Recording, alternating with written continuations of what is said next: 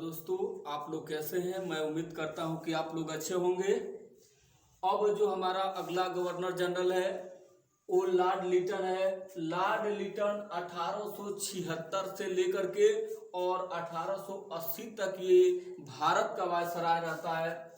Lord Liton जब viceroy बना था तो इसके शासन काल के दौरान ही बहुत बड़ी मद्रास, मुंबई और बंगाल में भीषण अकाल पड़ी थी, जिसके कारण 5 लाख लोगों की मृत्यु हुई थी। 5 लाख लोगों की मृत्यु हुई। जब 5 लाख लोगों को मृत्यु होती है तो एक अकाल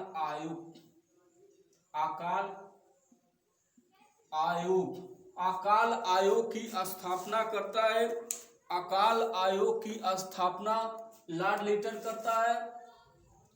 अब लॉर्ड लिटन के समय में वर्नाकुलर एक्ट आता है 1878 में। 1878 में ये एक एक्ट आता है वर्नाकुलर एक्ट। वर्नाकुलर एक्ट क्या है, इस पर हम लोग बात विस्तृत करेंगे। वर्नाकुलर एक्ट पर इसी के समय विक्टोरिया को केसर-ए-हिंद की उपाधि दी गई है। केसर-ए-हिंद जब महारानी को प्रथम दिल्ली दरबार होता है 1877 में। 1 जनवरी 1877 को प्रथम दिल्ली दरबार होता है और उसी दिल्ली दरबार में केसर-ए-हिंद की उपाधि दी जाती है महारानी विक्टोरिया को। महारानी विक्टोरिया को जब केसर-ए-हिंद की उपाधि मिलती है तो वो प्रथम दिल्ली दरबार में मिलती है। ये लॉर्ड लिटन के शासन काल के दौरान ही ये इनको उपाधि मिलती है। पहले आईसीएस की परीक्षा में बैठने की आयु 21 वर्ष थी। अब लॉर्ड लिटन ने घटा करके और इसको 19 वर्ष कर दिया। वैधानिक जनपद की शुरुआत करता है 1878 में और इसमें राजपूताना घर के सबसे बड़ा अधिकारी जिले में रखा जाता था। आंग्ल अफगान युद्ध हुआ है 1878 में। आंग्ल और अफगान युद्ध हुआ है। इसी में एक संधि होती है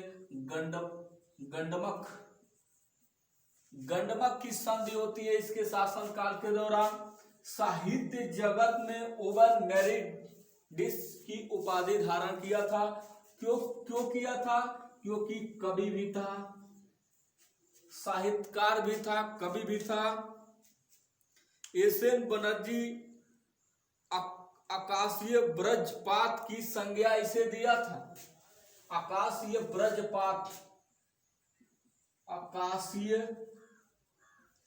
ब्रजपात की संज्ञा इसको दिया था लॉर्ड लिटन को एसएन बनर्जी ने ब्रजपात की उपाधि इसको दिया था। और वर्नाकुलर एक्ट को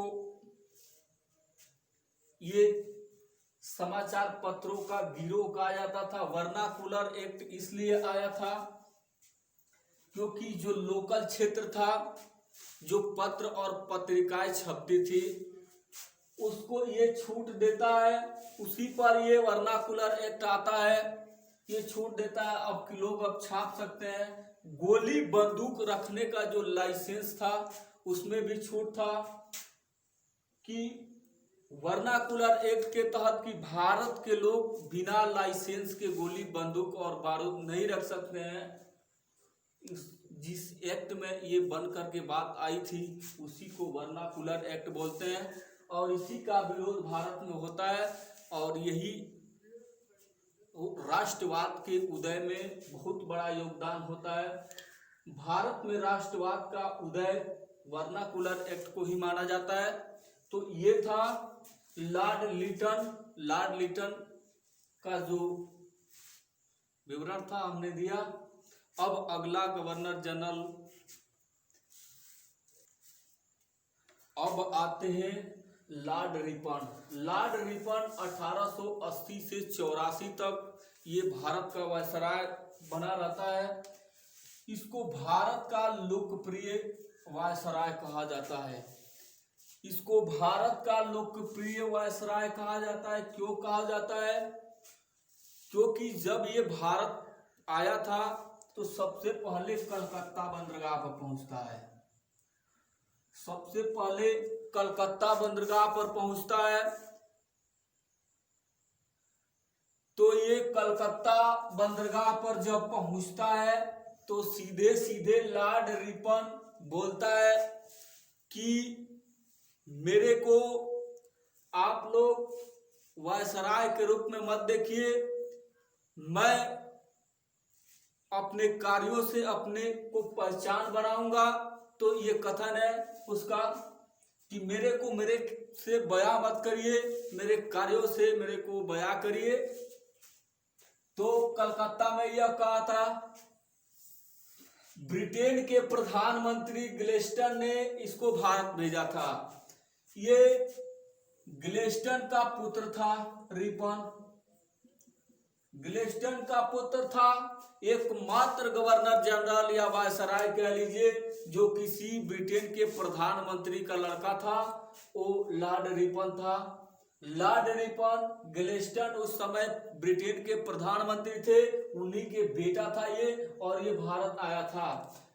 जैसे ही भारत आता है तो 1881 में फैक्ट्री एक्ट लागू करता है। फैक्ट्री एक्ट क्या थी कि जितनी भी खतरनाक कंपनी थी उसकी घेराबंदी करवाता है। जितनी भी खतरनाक कंपनी थी उसकी घेराबंदी। और इस एक्ट में एक और बात कही गई थी कि 12 वर्ष के बच्चों को खतरनाक मशीन में काम नहीं दिया जाएगा, उनको खतरनाक फैक्ट्रियों में नहीं रखिए, जो रखेगा उसको दंड दिया जाएगा। तो 12 वर्ष के बाद के ही बच्चे जाते थे उस फैक्ट्री में काम करने के लिए। प्रथम नियमित जनगणना की शुरुआत 1882 में लॉर्ड रिपन ने किया था। इसके समय में वर्नाकुलर एक्ट जो लॉर्ड लिटन के शासन काल के दौरान आया था उसको खत्म किया गया है 1882 में। हंटर कमीशन आता है 1882 में भी।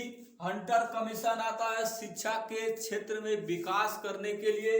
हंटर नामक व्यक्ति को एक कमीशन बना करके, और ये लॉर्ड रिपन काल के शासन काल में भारत आया था। तो ये शिक्षा के क्षेत्र में विकास करने के लिए आया और जगह जगह प्राइमरी स्कूल खुलवाया और उसमें भोजनालय की व्यवस्था करवाया था। तो ये लॉर्ड रिपन करवाता है। प्राइमरी स्कूल जगह जगह खुलवाया, उसमें दोपहर का भोजन जो बनता था या पैसा मिलता है बच्चों को, ये लॉर्ड हंटर कमीशन की सिफारिश पर ही मिलता है उसको, और ये लॉर्ड रिपन ने उसकी शुरुआत करता है। अस्थाई स्वशासन की शुरुआत, जिसको हम लोग प्रधानी बोलते हैं, बीडीसी बोलते हैं, जिला पंचायत बोलते हैं। तो ये तालुका बोर्ड, ग्रामीण क्षेत्र में तालुका बोर्ड, जिला बोर्ड और नगर पालिका, 3 भाग में इसको स्थानीय स्वशासन को बांटा था। तो स्थानीय स्वशासन की शुरुआत भारत में लिखित रूप में करने वाला भारत का पहला शासक है। मिस्र समस्या भी इसके सामने थी।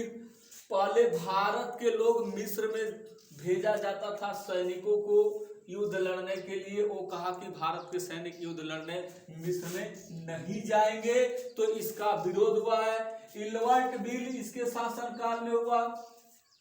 इल्वर्ट बिल का मतलब ये है कि यदि कोई व्यक्ति भारत का है तो लाइसेंस के बिना या कह लीजिए बंदूक नहीं रख सकता है। इसके अनुसार एक बात और है कि यदि कोई भी अंग्रेज, मान लीजिए कि मैं अंग्रेज हूं और आप लोग भारतीय हैं, तो यदि आपके और हमारे बीच में झगड़ा होता था तो अंग्रेजों को मुकदमे की सुनवाई नहीं होती थी और भारतीय लोगों को मुकदमे पर मुकदमा चढ़ जाता था, उसको दंडित दिया जाता था और उसमें भेदभाव किया जाता था। ये सारे भेदभाव को खत्म करता है वो इल्वर्ट बिल ही खत्म करता है।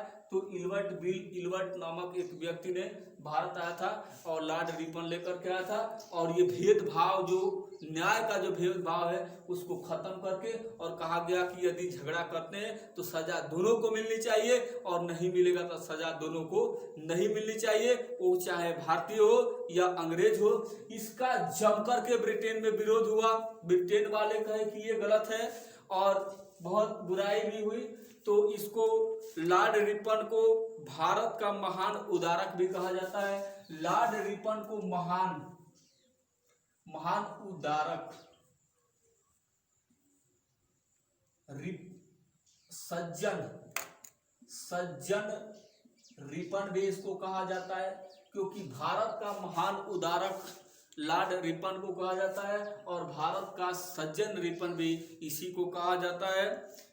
तो ये था लॉर्ड रिपन का। अब अगला गवर्नर जनरल लॉर्ड डफरिन है।